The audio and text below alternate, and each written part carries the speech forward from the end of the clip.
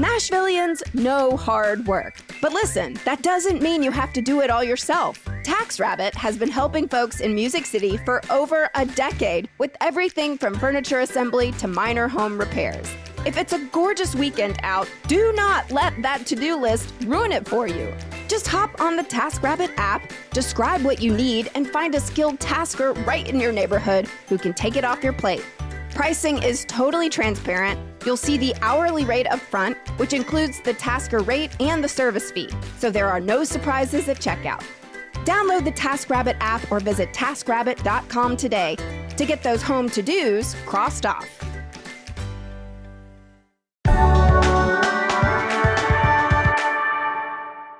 Today on CityCast Nashville, as the renovations to Fort Negley get underway, I am joined by historian Dr. Angela Sutton and CEO of the African American Cultural Alliance, Janine Blackman, to talk about what happened to Bass Street, their documentary that tells the story of the thriving Black neighborhood that grew up around Fort Negley after the Civil War, and what happened after they put an interstate straight through the middle of it.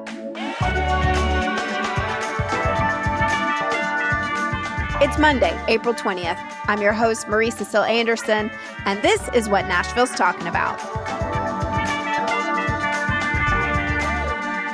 Happy Monday, friends!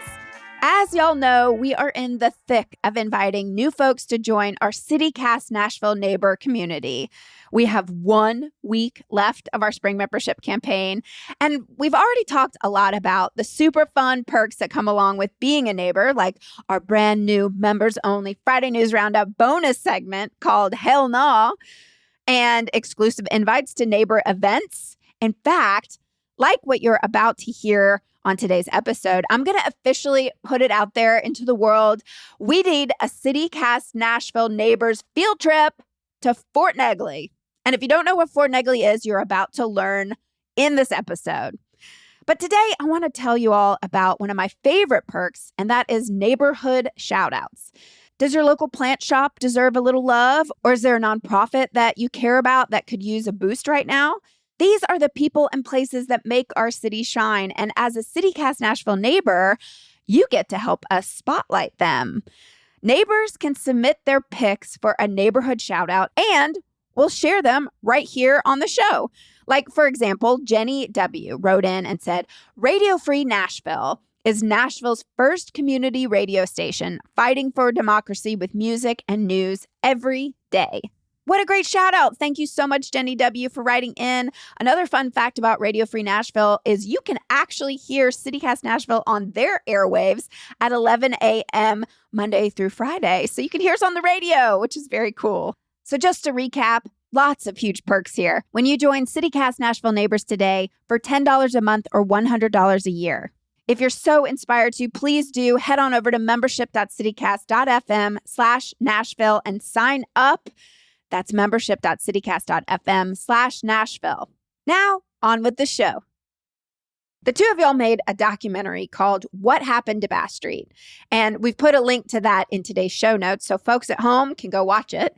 But Miss Janine, at the beginning of the film, you say that Fort Negley is the most important place in Nashville.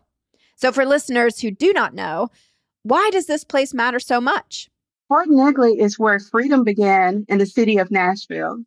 It's the first place where African Americans, enslaved, and those who were freed came together to fight for the freedom of those who exist now, my ancestors. Bass Street is where my grandmother and grandfather lived when they lived in Nashville. Angela, what was this area like right after the Civil War? Who was living there, and how did a community begin to form? So Bass Street, for those of y'all who don't know, is over on the side of Fort Negley where the Adventure Science Center is. That whole strip there, that used to extend all the way to the other side of both 65 and 44, right? And this neighborhood, at first, way before the Civil War even began, was a place where refugees from slavery ran and were camping out under the protection of the U.S. soldiers who had occupied the city of Nashville. So then during the war, They got involved with helping to build Fort Negley and the other fortifications, and then fighting as part of the United States Colored Troops, which were the segregated regiments of our U.S. military. Then, once they won the Civil War, they returned to those refugee camps where their wives and children were waiting for them, and they began one of our earliest Black neighborhoods, right? This is like the genesis of so much of Nashville's Black history started right here at Bass Street. Can one of you give us a quick history lesson on Fort Negley in case people aren't up on their Civil War history? Were there any battles fought there? There was no battle at Fort Negley, and that was the point, right? The whole point of having a fort is to protect a city so that the city does not get overrun with soldiers.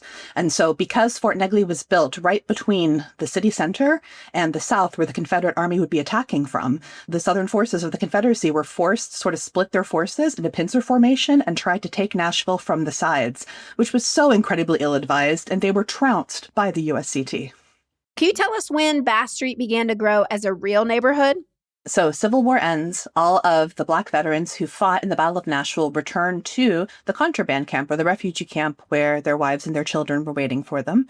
They take the homes, the temporary homes, and start turning them into more permanent structures. And that happens like in the 1870s, 1880s, 1890s. We have a resurgence of the Ku Klux Klan here in the city. And the Ku Klux Klan begins to target African-American neighborhoods, especially the new ones, because they don't want any new Black people to settle. The reason why, well, many reasons why. One of the reasons why is because the people who fought in the Battle of Nashville, right, we have about 19,000 in total, right? Black people who participated in the war in some way or who were veterans and who fought. Of those 19,000, the vast majority did not have a place to return to after the war, right? Where are you going to go? Are you going to go back to a plantation? Absolutely not.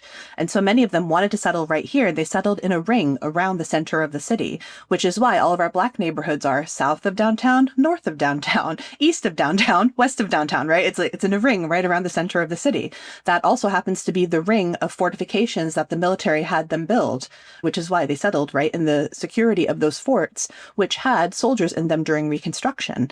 Now, of course, Andrew Johnson, who, if I could go back in history and punch anybody, I'd choose him. Andrew Johnson terminated Reconstruction a little too early, and in doing so, it made all the soldiers leave, and all of the Black residents of Nashville were on their own, and that's when the KKK stepped in and tried to hunt them down and burn their neighborhoods down.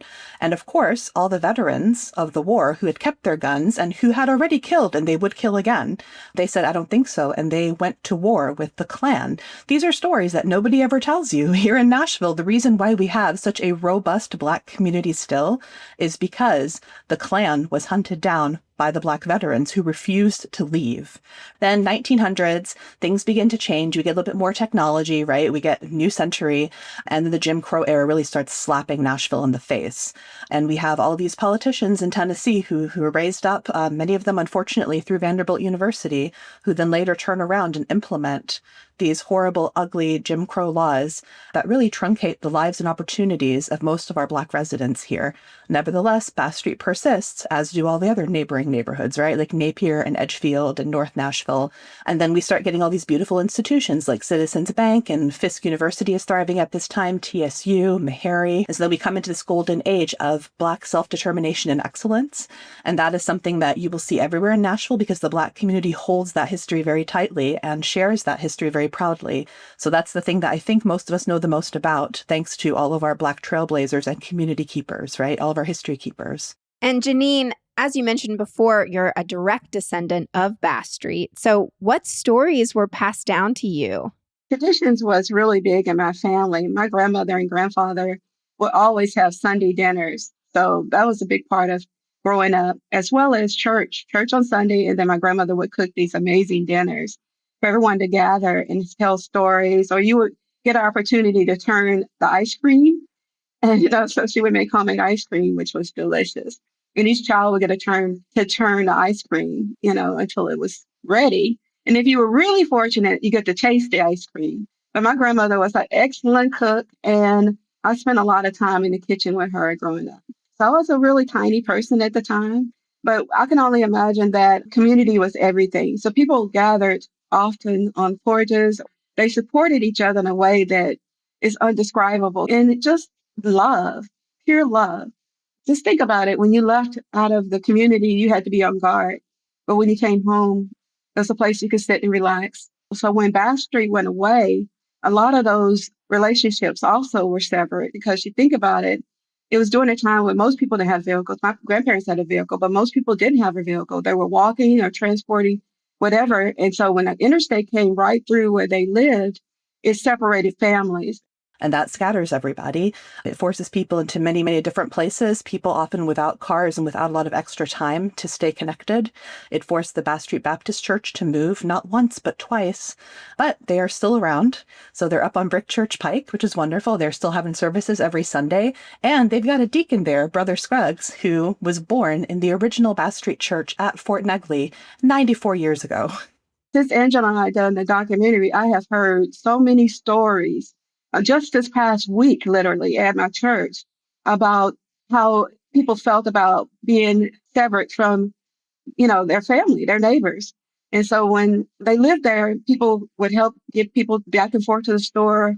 You had your gatherings where you would sew, like a quilt. Children didn't have to worry about their schoolwork because there was always someone in your community, a teacher or someone who could support that as well. So, when you think about my grandparents, I get so much happiness and joy.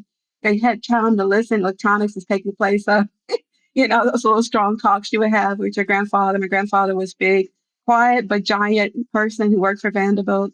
I would say assistant professor, but they called him a technician, but he taught the students. He was so fond of them. He was a chemist. He went to Tuskegee, so he's a very smart man. My grandmother was a pastry chef at McClellan's. And so she cooked there. She also witnessed quite a bit of things in the city that really disappointed her, but also she always continued to bring joy and kindness to the world. And I think that's where my kindness comes from. Because my grandmother, oh my goodness, her strength and my grandfather's strength keeps me to today. And all those things that Miss Janine is talking about, so much material evidence of that life was discovered by the archaeologists from MTSU who were working on the Bass Street site. So it's really wonderful that in the documentary, Miss Janine goes to the anthropology lab at MTSU and speaks with the archaeologists who are working on that site. And together we sort of figured out many different uses for some of the objects and some of the pieces of the objects that they found. For example, Janine's talking about like cakes, right? Like we found pieces of that big heavy mixing bowl that she's always speaking about that her grandmother had to make that caramel cake. So there's a really rich culture that comes out of Bass Street, not only orally, but also archaeologically and historically. What are the dates that we're talking about here? From the archaeological site, some of the earliest things they found dated from prehistory, right? So it was prehistoric things. But then after that, some of the earlier objects dated from the Civil War. They have a lot from the 1880s. And then from the 1950s, that's sort of when the artifacts drop off because Bass Street then, of course, is forcibly relocated.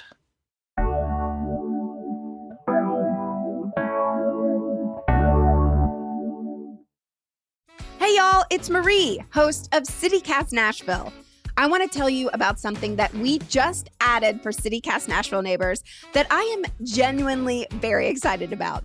Every Friday after the regular episode wraps, neighbors get access to an exclusive bonus segment in a special members-only ad-free feed. And I am not talking about filler content. I am talking about the stuff we actually want to say but doesn't always fit in the regular show. With a little wink to hee-haw, we are calling this exclusive members-only segment Hell Nah, where we get to rant and rave about Nashville.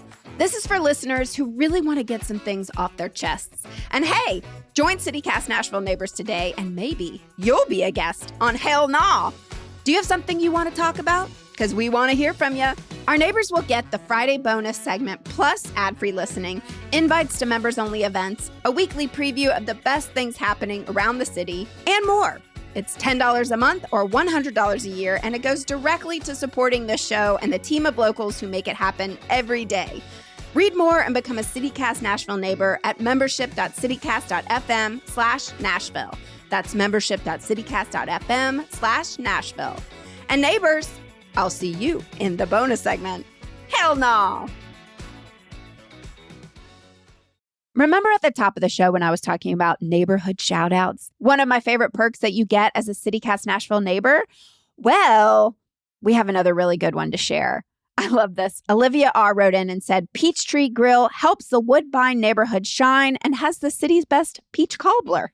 Now that is a shout out I can stand behind. I love a good peach cobbler. Oh, and also Lisa B. wrote in and said, the staff at the Madison Library provide a safe place for unhoused neighbors and rebuild family villages with each story time. I love our librarians at all of our local libraries. Thank you, Lisa B., for shouting that out. If your favorite nonprofit or business also deserves their moment on the pod, become a CityCast Nashville neighbor today and submit a neighborhood shout out. Sign up at membership.citycast.fm/Nashville. That's membership.citycast.fm/Nashville. Miss Janine, it is wild that you are alive to witness something that is now an archaeological site. Does anything from before the neighborhood disappeared still exist today? Is there anything you can go and look at to spark those memories? We have more historical markers than we have buildings in Nashville, and it's very hurtful. And very little of my childhood is reflected in South Nashville now. When it comes to both grandmother houses are gone. When my grandparents moved from Bass Street, they moved to Ackland Avenue, and they lived 2 houses down from the fire hall. And there's a $1 million+ house there now. Oh, isn't that wild? Well, let's talk about the forced displacement of Bass Street. So, Angela, how did it happen? What happened there? The same thing that happened in every city in the U.S. South when the highways came through, right? Those highways have to go somewhere. And when it's time to discuss where they go, the cities put them into the neighborhoods that they've blighted so they can get rid of some of the problems that they refused to address earlier on. And I think there are so many lessons in that when we look at what's happening now with our development as well. Like, we really cannot allow the city to blight neighborhoods, because the ones that are blighted are the ones that later then get demolished, and the people who live there lose connection with one another because of that. Jefferson Street really comes to mind in history when they put I-40 right directly through North Nashville. Why isn't the history of Bass Street better known as part of Nashville's history and story? It's an extension of the Fort Negley story. And of course, we know Fort Negley is a story that so many Nashvillians weren't allowed to know or didn't know about, even though it was in their own backyards. And a big part of that is, of course, the push for false memory making that occurred during the Civil Rights Movement as a way to fight back against the Civil Rights Movement, right? So you had these revisionist historians who wanted to only look at the Civil War in terms of Southern white Confederate enslaver history, and a story in which Black people self-emancipated, took up arms against their enslavers, and self-reconstructed despite enormous, enormous challenges in the Jim Crow era. That's a story that is incredibly difficult and raises a lot of questions about the way things are done in this city. And I think that for the longest time, the city was sort of struggling as to whether or not we were ready to ask those questions, and not everybody was. I think we're sort of turning a corner now because we're realizing how important memory making is. And so many more people are ready to ask those hard questions and to get some answers that might make them a little bit uncomfortable, but that ultimately help us better understand who we are together, all of us. What we're doing together has probably not been done before in many cities. And so it brought a voice to the stories. And for our community, telling our stories, we have so many. So, some get lost in translation. Racism and segregation, civil rights movement, all that is a day-to-day life for an African-American person. And some of those feelings are coming back now. It's a sense of, wow, who can I trust? Who can I share my story with? And do they care? Because for me, I feel like people don't care, especially when you come in a neighborhood and change the names of things. Like what happened to Bass Street? That neighborhood was never called Houston or whatever it's called now. That's not what we call it. So a lot of neighborhoods have, I don't want people to think I'm against change, but you also need to respect the history and the people who were there before. And so when you change names or you relocate things, it loses its value for us as a community who lost this history there. So when people left Bass Street, they went to Edge Hill, they were told deliberately they didn't have sewage and water and the things they needed to thrive on Bass Street in order to forcefully move them to Edge Hill and some areas of Nashville for better housing situations with electricity and running water and things like that. Not everybody was without those things on Bass Street. Bass Street was huge. It went beyond the fort quite a ways. And so I'm learning now. So many people in my church lived on Bass Street and they told me they played in the fort. So I met the lady the other day. She told me we were the first family to move in Edge Hill. They were excited about it, the whole family. But then they figured out that it came with some cost. And some of the cost was community. The cost was education. The cost was our communities kind of separating where the doctors and lawyers were no longer your neighbor, people who supported each other in all kinds of ways, and the isolation began in some of those places. So it's still a concern today. When people think about communities, they should think about what it's like for a person who didn't have all the things that other people were afforded, including education, because that's what happened when Bass Street went away.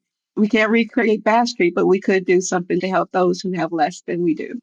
The Bass people who moved from Bass Street are scattered all over the city, and some of them have had to move as far as Clarksville now. Murfreesboro is not as cheap as it was. So I'm like, where are they going to go next? Like, what are we doing here? There is housing, but the housing is not enough for the amount of people that need the housing. And housing needs to be a place where you have community and that they're not made to feel less than because they don't have a lot of money. Well, Angela, Fort Negley is about to undergo some major changes with this new investment and renewal project. What's actually in the works, and how do you make sure this history is honored as the site evolves? Oh my God, I am so excited. Just yesterday, I was talking with the people who are working up the schematics for the memorial part of Fort Negley Park. So there's going to be a memorial lawn where the Greer Stadium used to be. We deconstructed that. I say we, the Friends of Fort Negley. I used to be on the board there.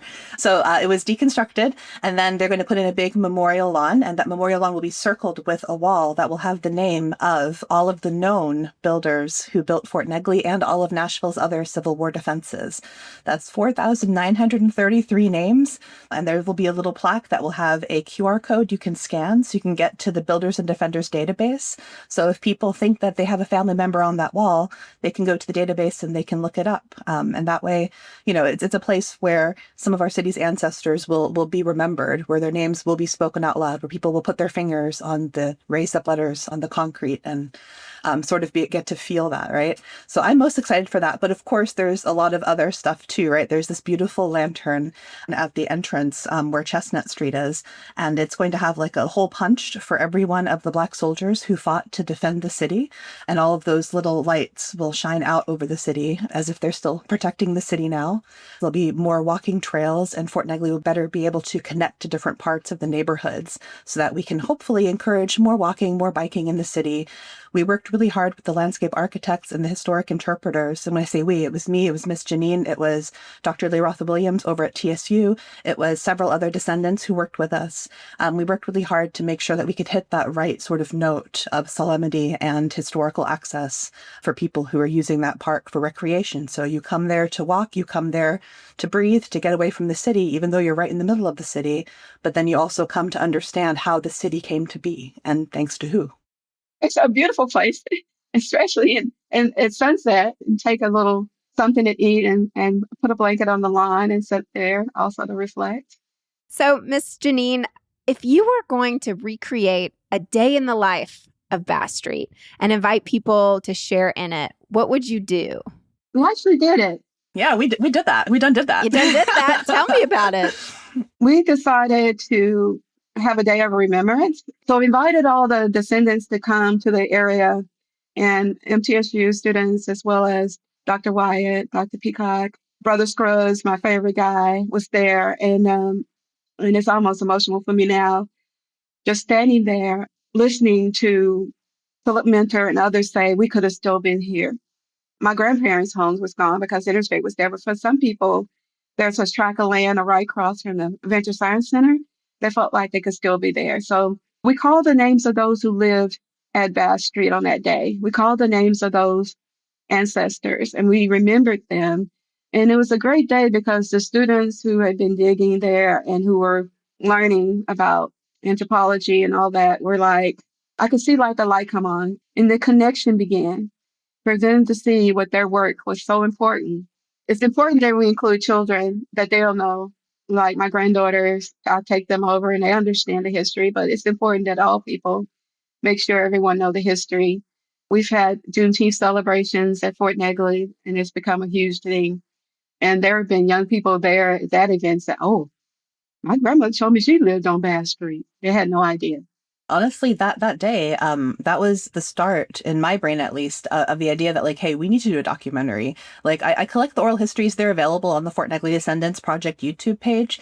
But we were like, we need to do something a little more creative, right? Like, it's just a wonderful way to sort of get at the story in a way that maybe touches the heart instead of the brain. And that's something that, as a scholar, I always struggle with, because I think some stories cannot be understood just through your brain. It's not possible. You know, I've learned so much working with Janine and the others that a lot of the things that I can know come from a system of knowledge that was only really created by and for white people.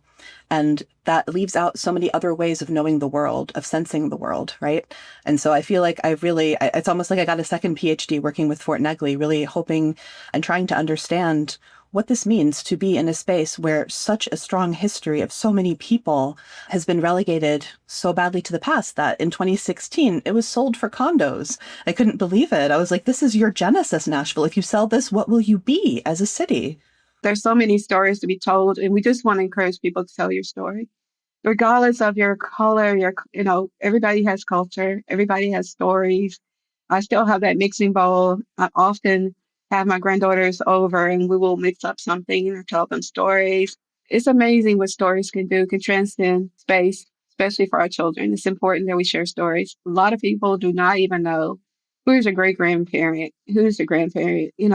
It's a good exercise to write those things down and then grab them pictures that everybody hated growing up and pull them out and tell the stories about those photos. And, I think Fort Negley is such a great place for that kind of work to happen because it is such a shared story, right?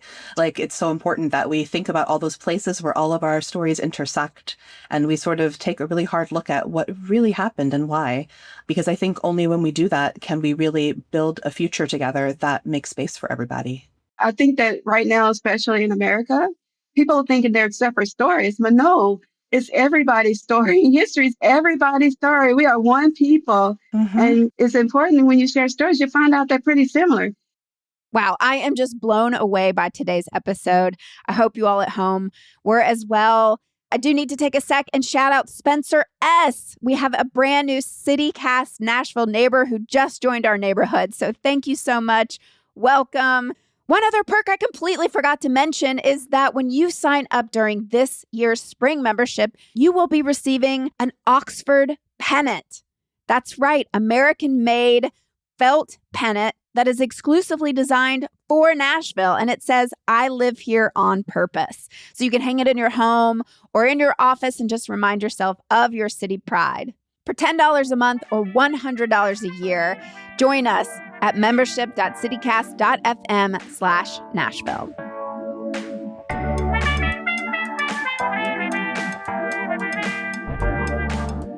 That's all for today here on CityCast Nashville. And don't forget, early voting for the Davidson County primary elections is going on now through April 30th, with Election Day on May 5th.